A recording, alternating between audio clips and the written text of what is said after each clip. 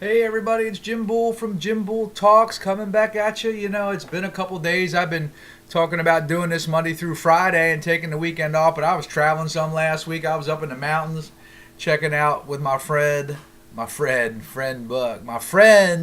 Fred Buck. So anyhow, and then we had a race over the weekend down in New Jersey, and yesterday was the race recap. So I talk about that on Mondays. That's my going to be my typical Monday talk.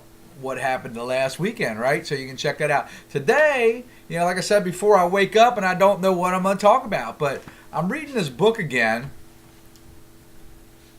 by Orrin, Woodward, and Brady. And those two dudes are a couple of leadership gurus, best-selling authors. I told you, man, it's First Take Productions. Best-selling authors, and they run a company called Life. It's Living Intentionally for Excellence. They help people in all areas of life, right? Success, money, that kind of stuff. And I still like reading their stuff, listening to their stuff, because these guys are just smart. And I believe that you get smarter by following people who are smarter than you. But I started rereading this book because it's just full of cool little parables and life lessons and things like that. And this chapter was on leadership. I was checking it out the other night, and it starts off, "He who laughs last."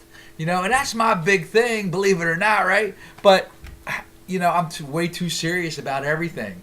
And I don't bring enough. Isn't it great when someone smiles at you? It just puts you in a better mood, right? And I try and practice that. Like, people are grumpy, man. They're walking down the street, and maybe they're not grumpy. Maybe life just has them by the you-know-whats, and they're just, whatever. But smile at people, and they'll smile back.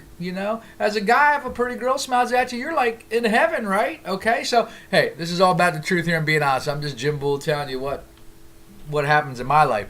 But these are 10 tips how to take your life too seriously. Okay, a couple of little things they say here. The most enjoyable people to be around are those who are able and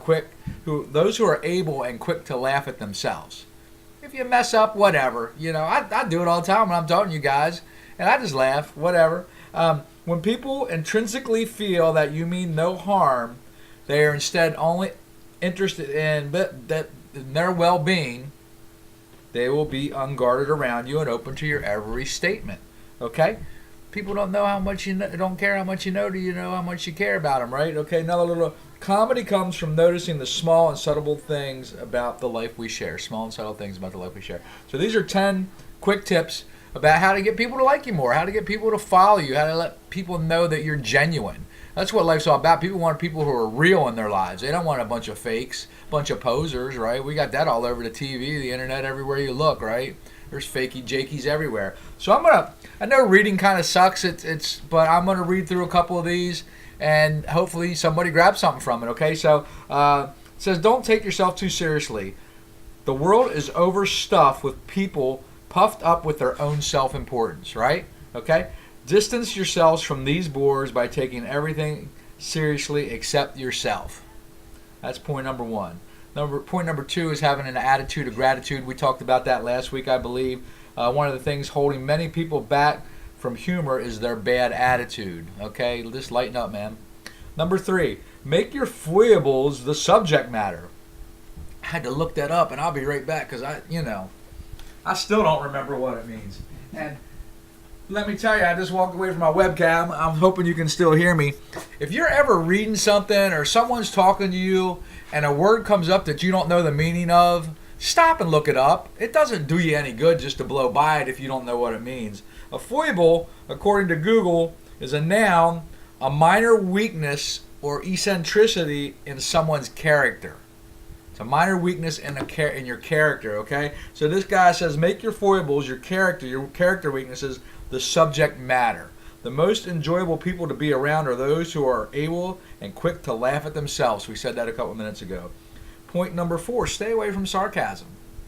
Humor is dangerous, especially when it is biting or berating. Tread carefully, especially when it comes to your humor style. Sarcasm may be fun to dish out, but it's never enjoyable to receive. I'm bad with that. I got this sick, sarcastic sense of humor and personality, and I say stuff, and people don't get it, and they think that I'm like freaking bashing them with a 2x4 or something. Be careful, okay? Number 5, be good-hearted. One of the things most endearing about someone is their good heart. People can see right through you, okay? So be real, all right? It comes through in everything they say. Number 6, tell stories. Some of the merriest moments often occur naturally when we live our lives, as we live our lives. I'll read that again because I can't. Told you, right? Tell stories. Some of the merriest moments occur naturally as we live our lives, okay? Number 7, become a prodigious noticer. There we go again. I didn't even look it up. I didn't read ahead this far. I read it the other night and forgot. Mark Twain first coined that term, giving away the secret of his mirth. Comedy comes from noticing the small and subtle things about this life as we share it. It is this prodigious noticing that we give you the stories to tell in number 6. I guess they're just saying notice the small and subtle things about life and share it. Okay? Number 8, implement techniques. There are skills that enhance humor, timing, delivery, facial expressions, blah, blah, blah, blah, blah. I've been working on that forever. Be circular, number 9. Bringing something back around into a conversation that occurred earlier can be hilarious, right? Deja vu type stuff. And number 10, be a good laugher. One of the keys to reducing tension in a room is to be a good laugher yourself. In my Life Improver book, I think the first page in my Life Improver book says, start your day by laughing out loud. Go ahead, do it now. People, do it, man. Sorry, got carried away, right? Just laugh. It'll make you feel better, all right? Number 10, be a good laugher. People you ever come across, then people would get them big smiles all the time. No matter what, they're smiling. You like to be around them people, right? So there's 10 tips. It says we could go on here all day, but the one final piece of advice about humor, know when to quit. This is my cue to get out of here. Later, guys. Love you.